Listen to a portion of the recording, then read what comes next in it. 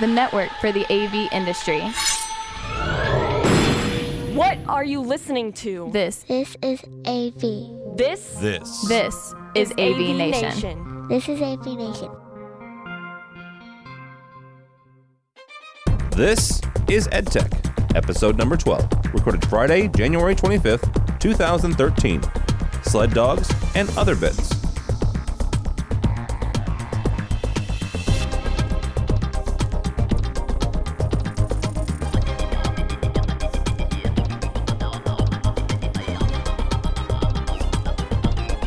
Welcome to EdTech, the education-focused podcast given to you, put on to you by the guys over at AVNation. This is for, about, and as it happens, by gentlemen from the education world. We kind of gathered this around, and this kind of sprouted out of the Infocom Technology Managers Council. So if you're a technology manager, welcome. We do kind of focus on the education world because all four of us live in the ivory towers. The first up is Mr. Matthew Silverman. He is from George Mason University. How are you, sir? Not too bad. How's it going, Tim? Doing well. Further up the East Coast and further down the temperature dial is currently our beloved leader, Mr. Scott Tyner. How are you, sir? He's from Bates College in Maine. I'm doing great. Good day to you, Tim. And it is above zero here today, so we're that is a plus. Yes, that is. You're actually warmer than I am. What are you there? Well, it depends what's. We're below 32. It depends how you want to define zero. Why, if you're 30, Celsius or Fahrenheit? Come on. I define zero as zero. Me too. Although there was an article recently in Gizmodo about we should all go to metrics soon. We should. And I agree. I agreed with the article. I thought it was funny. But currently we're not. So farther out west, not at zero in any way, shape, or form, is Greg Brown from UCLA. That stands for the University of California, Los Angeles. How are you, sir? Good morning. Where it is 62 degrees, however, which is very close to freezing on our scale. You suck on so many levels. Hey, it's also gray and raining. But it's raining. It's not snow. Again, the California boy doesn't get it. I'm trying to be as magnanimous as possible. I mean, can I help it if it's 70 degrees and sunny 300 and some odd days a year out here? He still has his surfboard stashed to the top of his wooden-laden station wagon. All right. We're going to talk about a bunch of stuff this month. A couple Surface tablet thingies.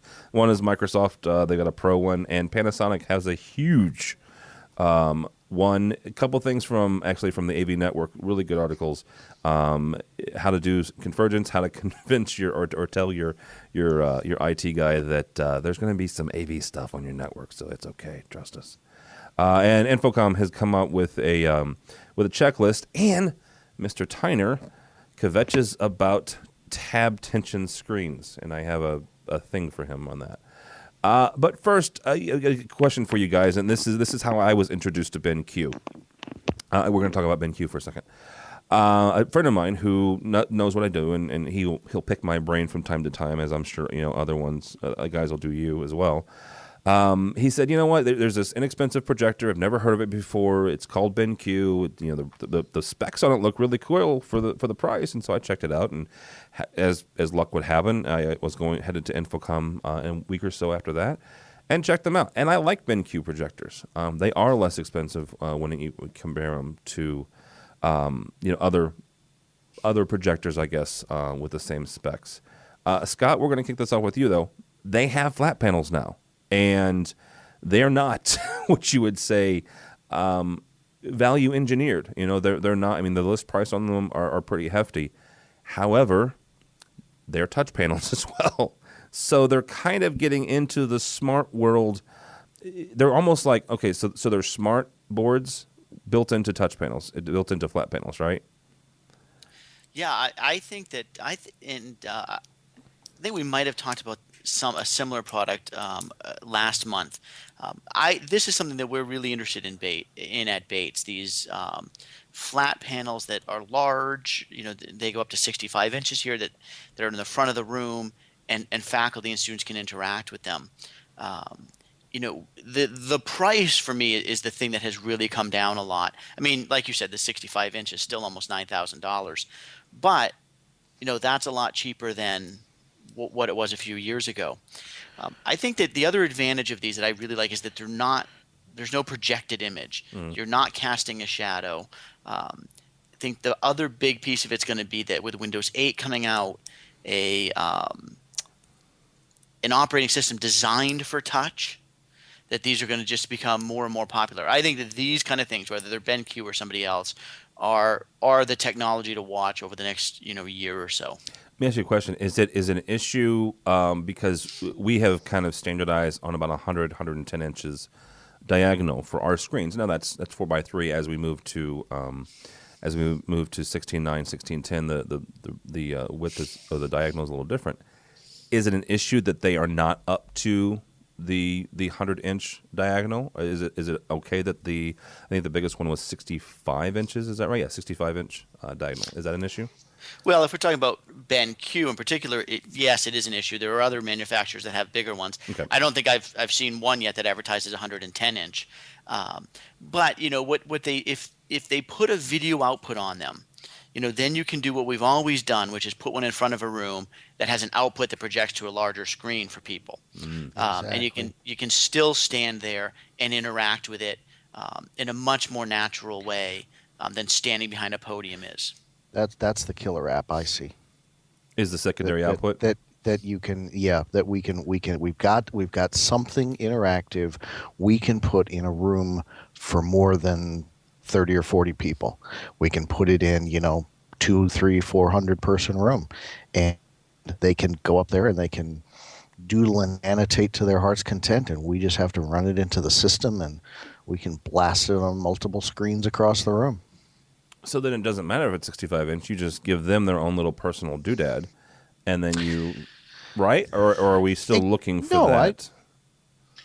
I think that's right. I think I agree with Scott that these have some really neat possibilities. These interactive flat panels. I think these are going to be or whatever these turn into. Some sort of interactive sheet that we roll out in place of the boards, someday here soon. But I think they're going to be much more the app than instructors sitting there and trying to write on a tablet on the top of their lectern or something like that, because it maintains the traditional writing on the board sort of thing. Okay, and I don't see that going away. It's sort of the best of both worlds. So I think this has a lot better possibility. See, I'll kind of pick a bone with that. I definitely agree. I think within 3 years, we're probably all going to be told by our faculty, touch has to be in our classrooms, and it'll be the next digital cliff, if you will. The thing that we know we need to have, but we're going to be behind on. Simply, I mean, if you look at it, how many tablets do we see, with Windows 8 putting it in? I'm sure at some point Apple will suck it up and put it on their computers as well. And we're just going to need it. Now, here's where I'll kind of differ.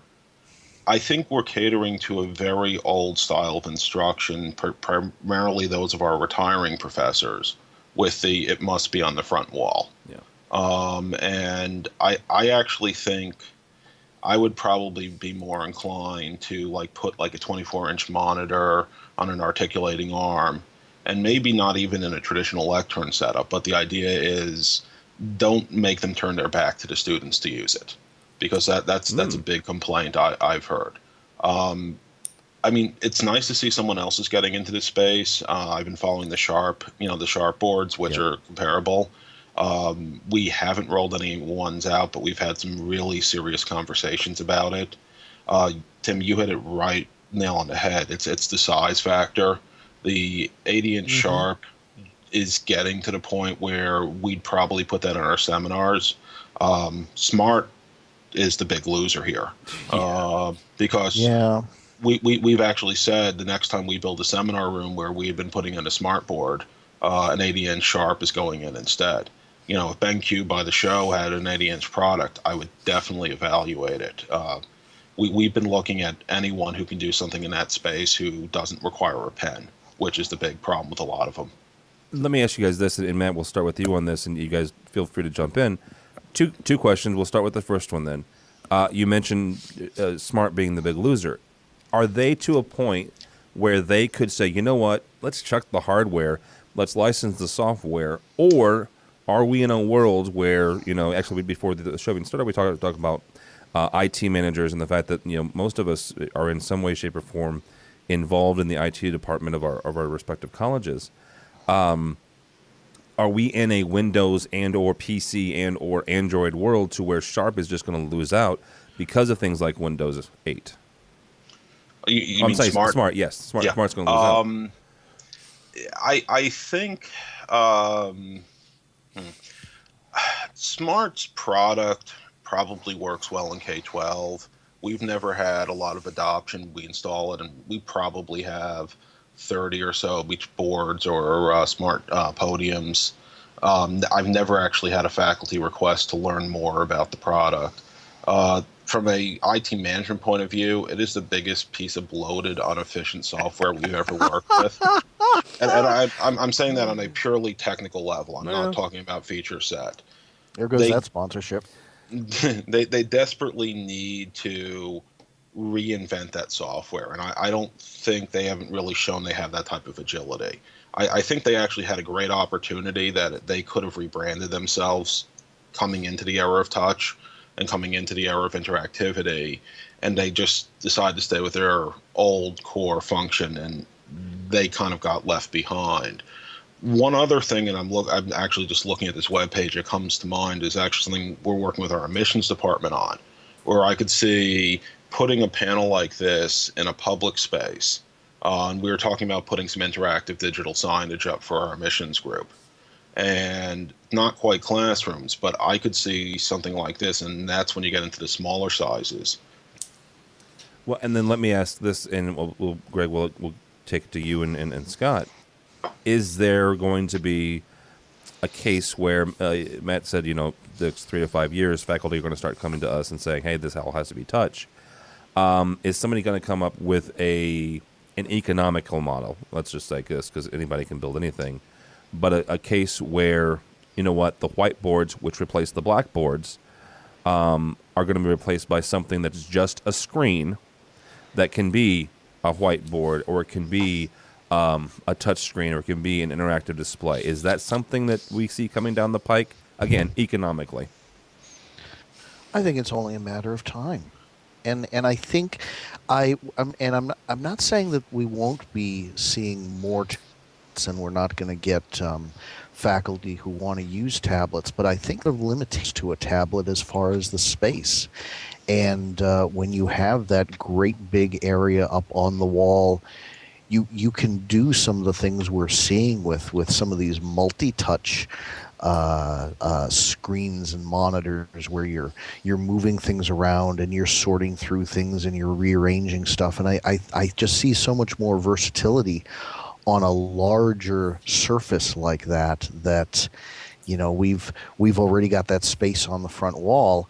I see that as the next direction we're going. And, in some rooms, if we get more interactive, maybe we'll have one in front of each table, or at the end of each table, or on each table, or something like that, where we can, you can toss up, like we're seeing in the interactive classrooms, where you can toss up what's being done on any of the surfaces or any of the screens at any of the different tables in the room. So that's the direction I see this stuff going. Well, and Scott, let's take that into the very next one of our other stories, is the fact that here comes Microsoft Pro, the Microsoft Surface Pro, right? It goes on sale February 9th. It feels like the Surface has kind of snuck up on everybody, and suddenly it's what all the IT guys are talking about. It's what half of the AV guys are talking about. Is this like some Trojan horse that suddenly, because it's Microsoft and because Microsoft plays well with the enterprise guys, all of a sudden it's something that we're going to have to worry about? Well, I think we're going to have to worry about it. There's no question that we're going to see it. I think that for me, and maybe I'm Apple fanboy. I've been accused of that before. It doesn't excite me. When we look at this Surface Pro, which costs $1,000, and you then need to buy a $130 keyboard, so you've bought a $1,200 laptop computer, and that doesn't excite me the way an iPad or something like that really completely changed how people interact with things. So we're going to see it. There's no question. I don't think that I don't get the feeling it's going to have quite the hit in the home market that the iPad does, and so I think we might see that contrast that we're used to seeing sometime, which is the IT groups want you to use the Surface, but the fact is everybody's still using the iPad or some other device. Yeah. So it's to speak about the touch panel, the touch screens for one more second, I think what we need to remember is that, or just think about, it's one of these things you don't really ever think about. An 80-inch panel is about as big as you can get and still reach all parts of it. Yeah, that's true. You can't put up a 200-inch panel, you can't reach the whole thing, or it's too close to the floor. So the answer is, yeah, absolutely, these are going to be economical because they can only get so big. That's a very good point, actually. Right. Mr. Silverman, is the Surface going to be the next great bane of AV technology managers, or like Scott said, is it going to be more of the fact that IT is going to try to institutionalize these things, but we're still going to use our iPads at the house? I don't know. I mean, from a support point of view, Microsoft, in my opinion, frankly, plays a lot better when we have to bring it into our systems. It's not like they throw HTTP on randomly like Apple. But it makes your life interesting. Yeah. I could do with a little less interesting these days, but I don't actually know if there'll be a lot of adoption of the Surface. Frankly, after I've been thinking about the Surface more, both the Surface RT and the Pro, I don't really get that. I think Microsoft just felt the need to make an iPad. I do think what we're going to see a lot of, and it may be 6 months from now, but if you look at what came out of CES, is we're going to see a lot of ultrabooks or notebooks with touchscreens, and that they're convertibles. So it may not be the Surface that we're seeing, but I do actually think we'll see a lot of Microsoft Touch applications. And now we're going to get the big cry from Microsoft people that we've been getting from iPad people, which is, how do I display it wirelessly? And I'm optimistic, and I think we talked about this on last show, 2 shows, it kind of all blends together, but is Miracast the new Wi-Fi indoor standard coming down the road? And I mean, we're probably a year or 2 away on that, but that's going to be the big thing that I think the Surface and then all its brethren start pushing us into. Mr. Gregg, is this something that you're going to have to worry about? Is the Surface, or is it just we're still in a iPad world? Oh gosh! Remember, like I've explained before, we're completely separate, AV and IT here, and IT is very, very decentralized with our 34 IT departments or whatever it is.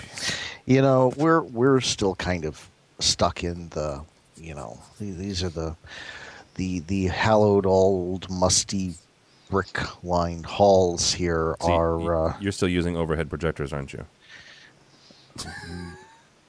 You mean people have stopped using those? AV. And as he far just as bought some VCRs a week ago. Well, he did, really. Yeah, combo decks. Yeah, I felt really great about that, but God forbid we can make any sort of a decision about future technology around here. But here's the thing: you're not the only person on this call, at least, that's purchased a handful of them in the last year. I mean, I'm still in the same boat you are. We still have legacy. Let's call them legacy instructors instead of old people. And see, they're not going to retire; they just die off. Oh, wow! They don't leave. They don't retire. They just They fade into the become woodwork. like what's the word that they've got for them? Preserved? No, there's Emerit. American. yeah. Faculty emeriti or something Oh, like that. yes. Which, best I can tell, means they're like, never mind. I understand. Really, really old. Yeah. Next topic, because I do like my job. I mean, You mean somebody there listens to this show? No. they don't have the internet in Maine yet. So. It's too close. Hang on, it's too close to Canada, and there it is. This is a show? I thought we were just having a month conference call. What do you mean? You're taping? Well, not taping. So, all right. Sorry. We've beat up on all of our legacy faculty. We can edit that part out, right? Yeah, sure. Okay. Let's go on. Continue on the main line. By the way, thank you if you're still listening. You're listening to EdTech. The gentleman there is Greg Brown from UCLA, Scott Tyler from Bates College, and Mr. Matthew Silverman from George Mason University. Scott, we're going to kick this off with AV Network. Continue on talking about our brethren in the IT departments, depending on where they are in your own personal, flowchart of hierarchy. For me, they're about 20 steps away above me, but they're still above me. One of the blogs here is talking about 5 ways to tell the IT guy that AV will be on his network. With things like the Extron products and the AMX products and the Crestron products and Kramer and all these other things. Now projectors are, not now, for a few years, projectors have been coming out with their own built-in LAN ports and wireless now. We're there, and I'm not going to say whether they like it or not. We have to play nice with these guys, right, Scott? I mean, we have to almost make it like their idea. You hit the nail on the head right there. There are people that we meet at colleges and universities who, and I mean employees in certain categories, that fit stereotypes exactly, right? Yeah. Librarians often fit an exact stereotype. IT people often seem to follow a stereotype. We have been fairly successful at Bates with relating to them and getting a relationship with them. By doing exactly what you just said, is letting it be their idea. That I don't, I know what I need, and I could simply tell them that, but I will then never get that. So what I need to do is tell them a very basic idea of what I'm trying to do, and let them suggest to me exactly how to get there. And I joke a little bit. We've actually worked really hard to develop that relationship, because I think this article from Joey is really true, which is that convergence is not simply a projector on the network. And we'll talk about Matthew's article here in a few minutes, which I think even gets into more of that. It's so much more than that. And so if your stuff's not on the network right now, you are so behind the 8 ball that you've got to get caught up immediately, because we're not simply talking about control systems being on the network now. We're talking about a whole different world of convergence. And so I do think he gives some good points and some good thoughts here. But you've got to work with them. And I think that we are at a point now where it doesn't hurt to go out and get some type of certification or education in the IT and networking world. That's actually really good. I didn't think about that. Yeah, I mean, Scott says, let's start talking their language. Let's get some certs, some letters after our name that look like theirs, right? Mr. Silverman? Some of us already have some letters behind our name. Well, no, I absolutely agree with that. I mean, I think Scott hit it right. I may be one of the few people who actually has a very positive relationship with our networking staff. We've been working with them. I guess the first time we put devices on the network was 2003. And it took us a couple of years to figure it out. But really the direction we went to is respecting what they do, and that they have to have a level of expertise in their field the same way we have to have a level of expertise in our field. And there's actually a great mutual respect between the two groups now. What we found worked best for us was we started giving them functional requirements rather than telling them what they had to do. And it was amazing. Actually, there was, I think it was like in 2009. I can look back because I can tell you when the breakthrough happened. We had this breakthrough moment, and they said, okay. And we had a couple of planning meetings. They came back with a plan. Looked reasonable. Got my boss to sign off on the new costs. And we have not had a networking problem with our gear since then, other than any sort of campus-wide problem. We actually have a dedicated VLAN for our AV gear. They work with us on traffic filtering and making sure everything works well. And it's really what's gone well. Now, we're hitting a point that we've realized we kind of take the next step, which is where I think we're going with the certification. My personal feeling, though, I can't say we've adopted this yet at George Mason, is everyone who's a technology manager should start thinking about having a CCENT on staff, which is your basic Cisco certification. The reason for that is you need to be able to talk their language. It's not doing their job, but we're actually finding with some of the technologies we're deploying, we create a network condition that we don't even know how to describe. Mm-hmm. And so our goal is to get to resolution fast. We need to be able to at least provide them with the information they need to do their job so they can resolve our problem. And that's kind of where we've started going with this. That's actually that's a really good idea. And Greg, is this something that, I mean, I'm not Cisco certified in any way, shape, or form. Is this something that you think maybe we can do, I'm not going to say on the side, but something we can, we go a way, I guess, to engender ourselves to the IT guys by saying, hey, I'd like to learn your language? I like that idea of the certification. I was wondering if somebody was going to suggest something specific. I'm going to have to look into that. Yeah, something like that is never going to hurt. Any sort of knowledge like that's going to bridge that gap. I think here, we haven't really had a lot of problems. It's just been a little slow sometimes to get everybody up to speed.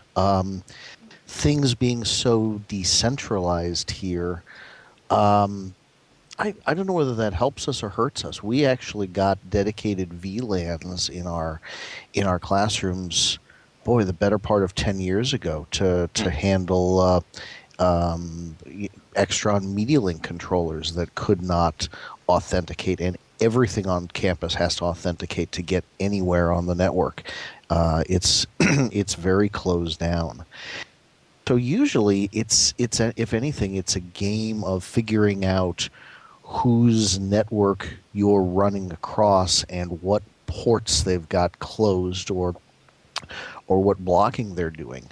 I've been doing my first wrestling here with a DMPS 300 and getting it to talk to its touch panel and tying into it, from my computer with Toolbox, and it's for a few days there, it was nothing but, on again, off again. Why isn't it working? Oh, the port died again. And, they kept shutting us down for, we would figure out one problem. It would work for half a day and then it would stop working, and they would be baffled and we would be baffled, and we would suggest something and they're like, oh, you need to do that too? And it's been really weird stuff, the having two IP addresses in the DMPS. Whoa, the network saw something that needed two IP addresses, and it's like, okay, can I cut your bits off? And I'm sorry. It's an interesting turn of phrase. Yes, it was. It's annoying, but perhaps not as painful as it sounds. But all sorts of stuff like that, and the DMPS is just plain a chatty Cathy, and that got it shut down at one point too. And what was the other thing? It's just been it was a string of like a half a dozen. Oh, wait a second. Why is our data off again? Oh, well, I don't know. Are you guys doing this too? Well, yeah. Okay, so here's the thing. Let's bring in another article that Matt sent us, and that's the convergence factor, the IT AV convergence. Is this something where, you know what, I don't know the Infocom version of IT, okay? I'm sure that there's a show out there or there's an organization out there, and I apologize, I'm not knowledgeable enough to know that any of you three can sound really smart at this point. But is this something where we should go to that show and they should come to ours, or we should go to their manufacturers training and they should go to Crestron, at least some basic and some basic Extron and some basic AMX, just so we all can in truth converge together. I think that I've always had the opinion that there are people are experts in their fields, right? And so and then we need to rely on professionalism in order to relate back and forth between departments. And so I consider myself an expert in my field, and I know that we've got some networking experts here at Bates. So I don't think it's a bad idea to learn some things, but I think that I don't feel like I've got the time to be an expert in both. Mm-hmm. And so, one of the things, the other thing that I've always found very useful, and I have to remind myself of often, is that while we're often the very public face of where we work, because we're standing in a room with 100 people who are waiting for a presentation to happen, the networking guys are responsible for a lot. And so when they tell you something can't go on the network or they're hesitant about it, not because they're just being jerks, it's because the network's working right now and they like it that way. Yeah. So that we've got to, kind of keep that in mind as well. And that's valid. I didn't think about that. So. I was going to say that there's something to think about when you said, Tim, should we go to their show or should they come to ours? It's not as simple as that when you get into integration. Take a look at a couple of the things that I discussed in this article. You look at what, for example, Old Dominion implemented. They're integrating touch panels with a room reservation system.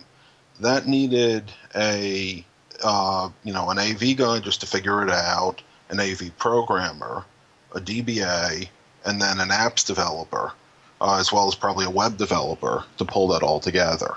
So it's a little bit different than the traditional AV approach, which is the one-man band or the one shop band. Yeah. That it's approaching more of the IT development where you have to build a cross-functional team. A great example that I unfortunately wasn't allowed to put in this article, but I can share, is something that University of South Carolina is doing. Jonathan Booth down there.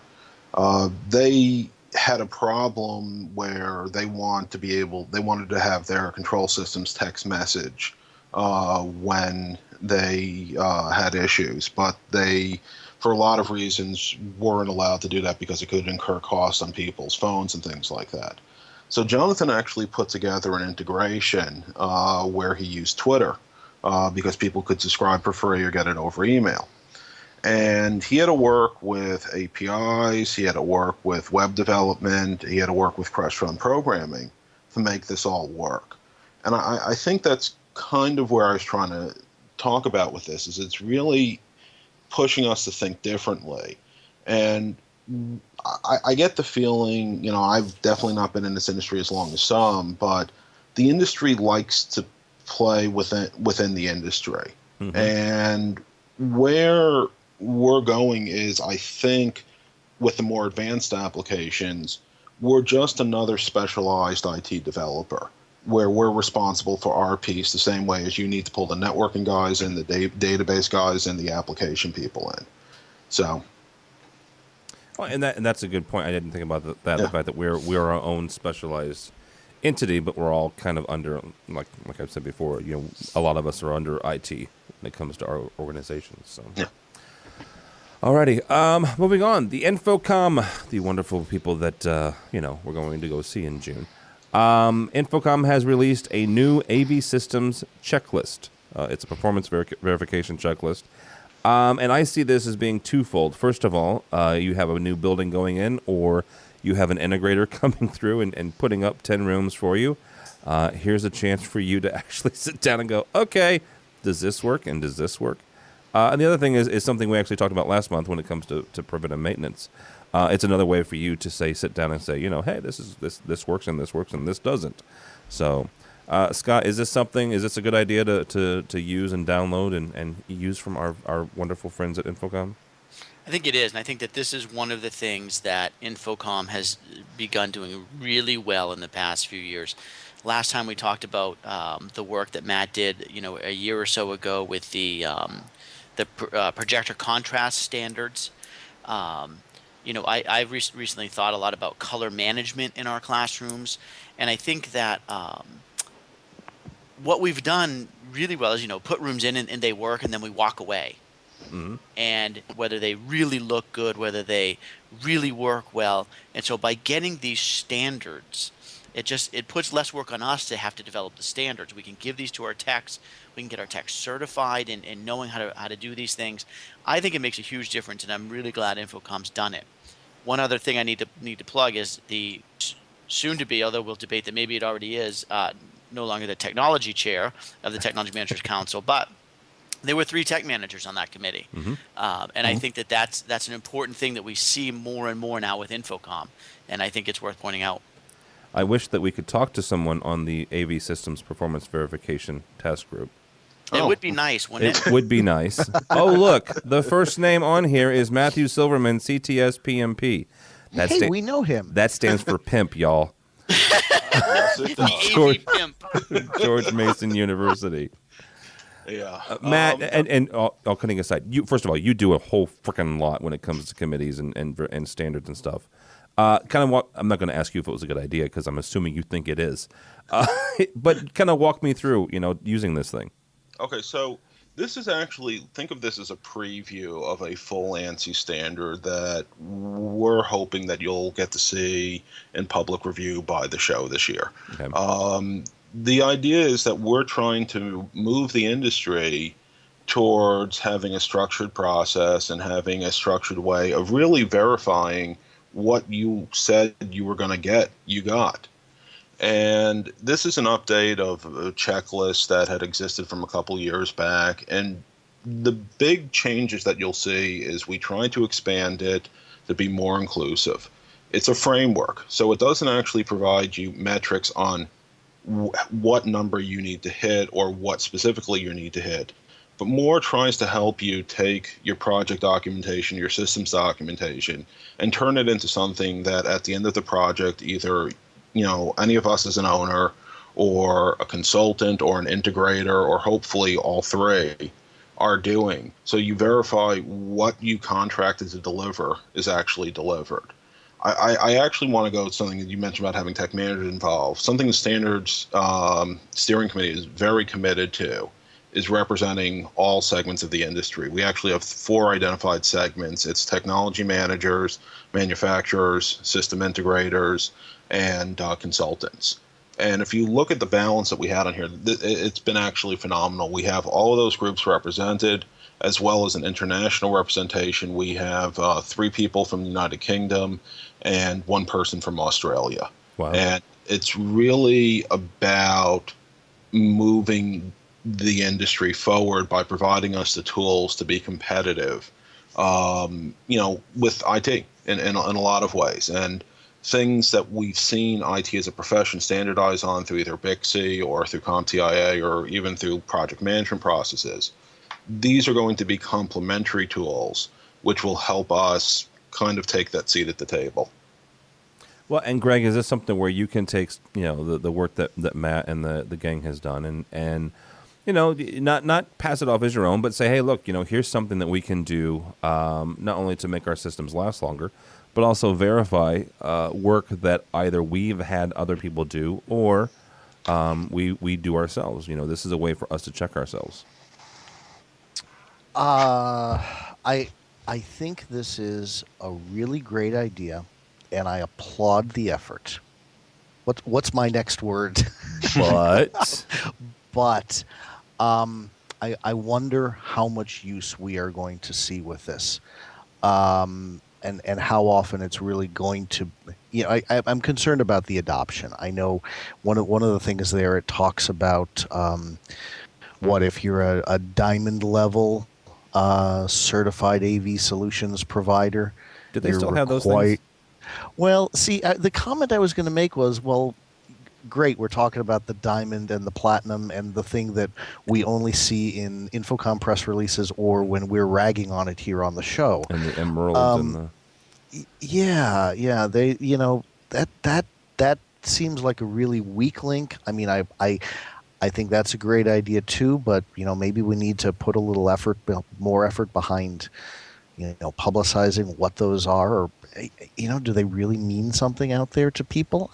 I'm kind of wondering about that, but it's the adoption that I worry about and whether people are really going to use it. I mean, so many of the items on there were the link was per the project documentation, and I see that as a little bit of a weakness. I mean, have you seen the project documentation that most integrators provide? Yeah. I've seen more detailed schematics come out of a hyperactive 6-year-old than some of the integrator stuff I've seen. So, you show me one of these completed and all nicely done by a major integrator, and I will buy you an adult beverage of your choice at the show. No, done because I already have a couple of those, but you'll actually get examples of this coming out. I would say probably around the show. We're actually going to have some case studies for you on this. I hope so. That'd be great. And actually, I visited Matt last year, and now the great big purple fedora makes a whole lot more sense. Oh, jeez. But I mean, and Greg, actually, also your points are 100% valid there, because I may get in trouble with some of the folks down the road from me on this, but decouple the checklist to the show. Decouple the checklist from the CAVSP program. And it's part of it. It's there, so you hit certain levels on that. But the whole idea is the checklist is one piece of a total framework that we're looking to release as an ANSI standard. Oh, wow. The idea is the standard will tell you how to craft a project-specific verification process. What's not in there, and we've already talked about this, and this is part of the overall industry development, is we're actually already forming the next task group, which will develop the guide, which gets into really more detailed, which is how do you actually do each item. The one thing we're trying to stay away from is specifying metrics or industry best practices, if you will, because we don't have consensus on those items yet. So it does, and you've hit it on the nail on the head. The really hard part is our industry doesn't like to document. Our industry doesn't like to sometimes do the planning steps. Right. So right. We are, and you look at the list, you have, some major integrators on there, you have some major consultants on there, you have Google, and that's actually a tech manager from Google. That is not Google, something they're trying to sell. Tristan's actually over in the UK. He does what we do. Oh, wow. So you have people who are really invested in this, and I think you'll be pleasantly surprised as we move this forward who will be announcing day one they're adopting it. But it's a big change, and I think you're right that it may take a little bit of time and it may not make some people happy. And it's probably the sort of thing where I'm wondering, managers, we may be able to help push this too if we see, integrator A subscribes to this and integrator B doesn't. Maybe we can steer stuff a particular direction, or at least be the clanging cymbal and make people aware of those sort of differences. Well, and also between A and B. It also depends on your level of input when it comes to new projects. I mean, you can put this sort of thing into bid documents and to RFPs, requests for proposals, where you say, you know what, you have to You can say you have to have so many CTSs on staff. If you are buying a Crestron system, you can say that you have to have so many DMC E's on staff, and same thing with AMX and Extron.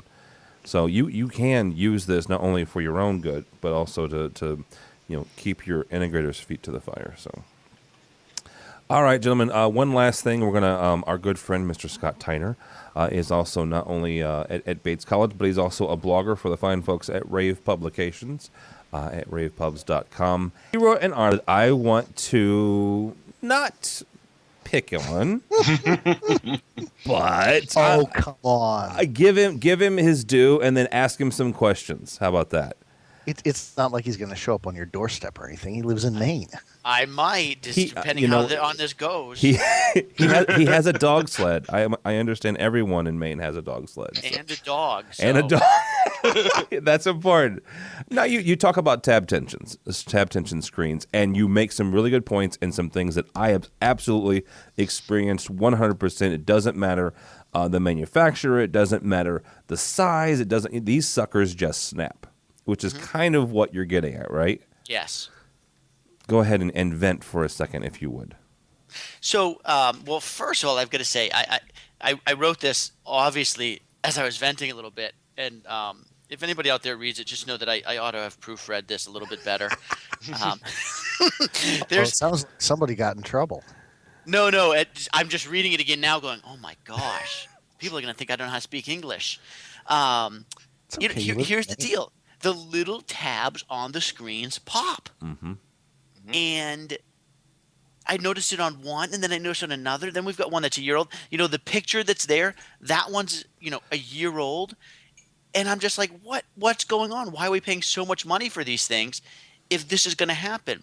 So I sent out an email to a list that I think all of us are on. And I heard back, like I said, from a dozen people who are like, oh, no, that happens all the time. We stopped buying them because of that.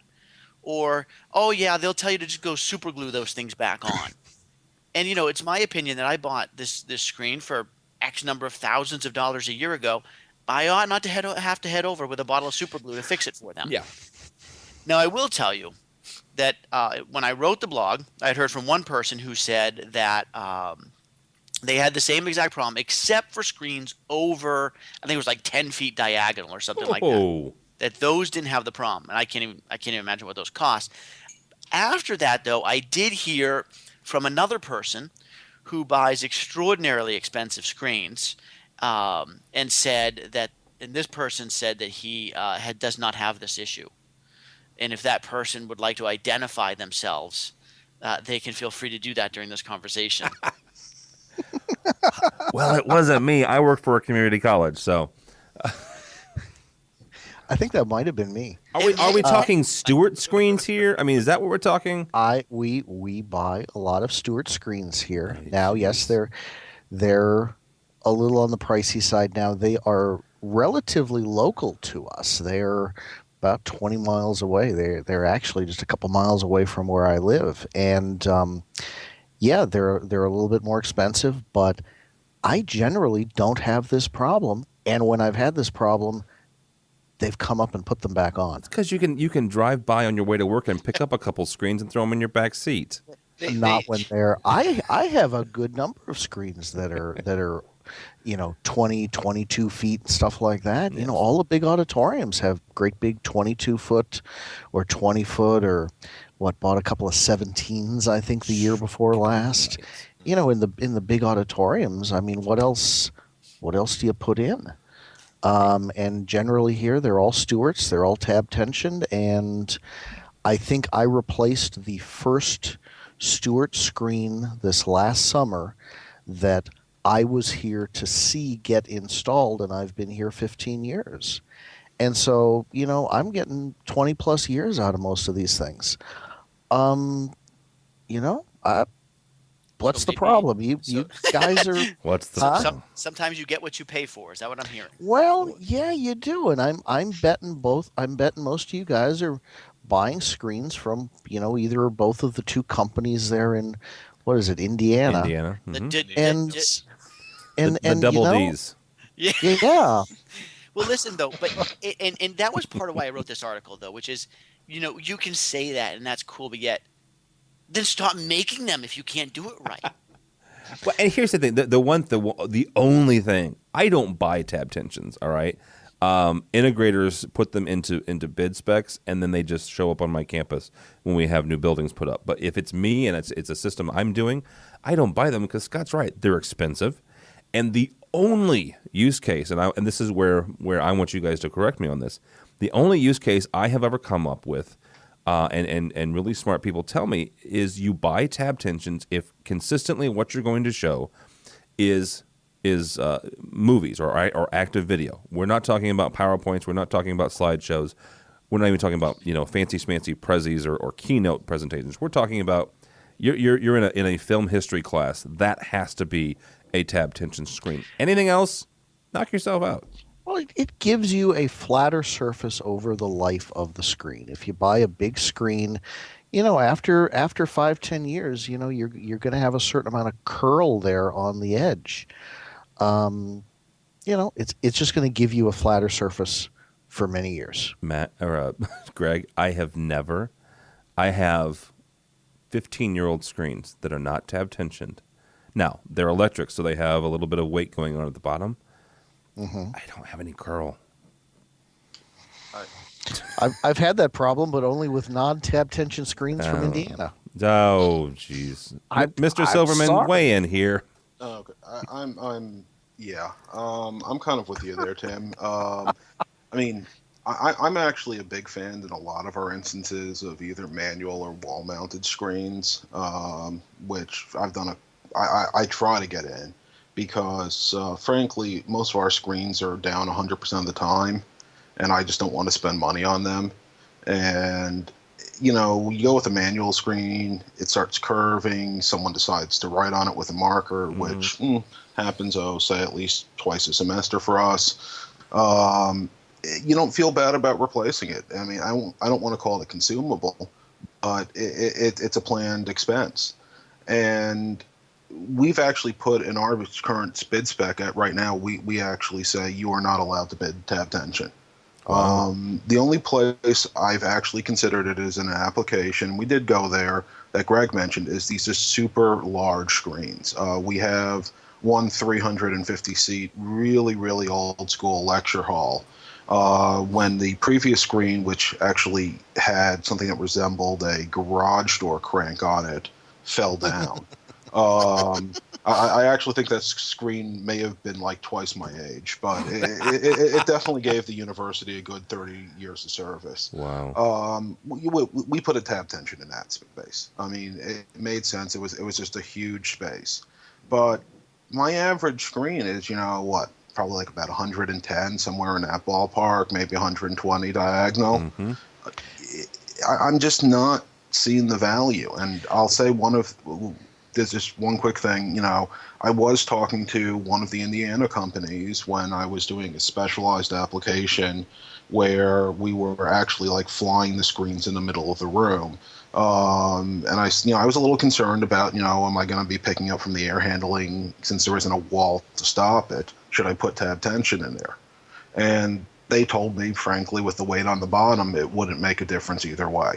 Yeah. So. And that's my experience as well, is with that weight on the bottom with those electric screens, you simply don't have the need. Now, again, if you're in a film history class and you're showing, HD movies all day or 4K, because we're getting into that, then yeah, sure, knock yourself out. Just get yourself a bottle of super glue. Right. I mean, I think they might have indicated that it wouldn't make a difference because the tab tensioning would break within a few minutes anyway. Oh, and that's what you call a bow, folks. All of our. Go ahead. Huh? Go ahead. No, I was just going to say, all of our screens that are less than about 8 or 9 feet wide, yeah, they are all cheap manual screens. And, very often they're replaced every 3 or 4 years because the material starts tearing off the batten or something like that because people, unhook them and let them slam up into the case. So, yeah, those are just junkers. But anything over 10 feet, it's we just go with a little bit nicer screen. Although the one thing that is big here that might be a little bit different from what Matt was describing, most of our board systems in the front of the room are what we call the sliders. They slide vertically. So you have one you can write on that goes up to about 7 feet, and then you can slide that up. And so the board system actually runs up to, 11 or 12 feet, something like that. And we may have a lot of instructors who make use of those systems, just writing copious notes. It's those professors emeriti again. But maybe that's the reason we're running the screens up and down all the time. No, that's a good point. All right, gentlemen. Well, that's going to do it for us. Thank you so much for joining us. With us has been that gentleman there with the $15 million a year budget to buy Stewart screens. Is Greg Brown? I wish. Greg Brown. I'm sorry. What? You only have 20? Is that the 20 million now? He's from UCLA. Thank you so much, sir. How can people find you, follow you, stalk you? Let's see. Twitter at AVGreg. I'm also on LinkedIn, and I blog for. The rumor is I blog for Infocom. I need to start doing that again and cranking out some stuff. They're all voices blog there. Yeah, I got a few in the works, but it's been we had a busy winter. You shouldn't call what you have winter. All right. Speaking of winter, let's go to the North Pole for Mr. Scott Tyner, who's actually in Maine, but he's close enough. From Bates College. How can people find you, sir? Well, I am as well on Twitter at STyner, and I'm on LinkedIn as well. And anytime anybody wants to come visit me up in Maine, we'll take you on a ride on the dog sled. Yeah, hey, that's. I will join you in mid-August. Okay, the dog sled's not going to go very well. Well, and last but not least is Mr. Matthew Silverman, our PMP. He's from George Mason University. How can people find you, sir? Cruising the streets of Fairfax in his lowrider. Indeed. Yeah, actually, I have a flat tire right now, so that's not too far from the truth. But wow. But yeah, you can find me on Twitter at msilverm and on LinkedIn and a couple other places, but I haven't been updating much lately. So there you go. So just basically Twitter, and that's Yeah. All right. My name is Tim Albright. If you'd like to follow me, it's on the old Twitters is TD Tim David Albright. But go by the website if you would please. The guys who do it have spent an awful lot of time and effort doing it. So go by the website avnation.tv. avnation.tv. We also have a Facebook page, a LinkedIn, Google Plus. I think we even still have a Friendster one. I'm not sure. Start the website avnation.tv. avnation.tv. Thank you so much for listening to EdTech.